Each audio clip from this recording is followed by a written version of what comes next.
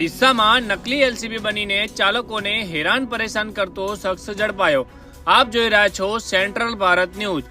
બનાસકાંઠા ડીસા આસપાસ વિસ્તારમાં નકલી એલસીબીની ઓળખ આપી વાહન ચાલકોને ધાક ધમકી લુખ્ખી દાદાગીરી આપતો એક શખ્સને ઝડપી પાડ્યો।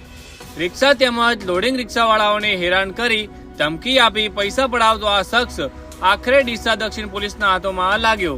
ડીસા દક્ષિણ પોલીસે નકલી એલસીબી બનીને નંબર પ્લેટ વગરની સ્વિફ્ટ ગાડી સાથે ફરતા શખ્સને ઝડપી પાડ્યો। ડીસા પાલનપુર હાઈવે પરથી ગાડી ઊભી રાખીને 3000નો તોડ કરતા શખ્સને ઝડપી પાડ્યો। ગાડી ચાલકે દક્ષિણ પોલીસને જાણ કરાતા પોલીસે ઘટના સ્થળે પહોંચી તપાસ કરાતા નકલી એલસીબીનો શખ્સ હોવાનું બહાર આવ્યું, જેમાં નકલી એલસીબીમાં ડાયાભાઈ ઠાકોરની પોલીસે અટકાયત કરી હતી। નકલી એલસીબી શખ્સને દક્ષિણ પોલીસે ઝડપી જેલના સળિયે પાછળ ધકેલી આગળની તપાસ હાથ ધરાઈ છે। જોતા રહો સમાચાર, bureau report, central Bharat news, Banaskantha, Deesa.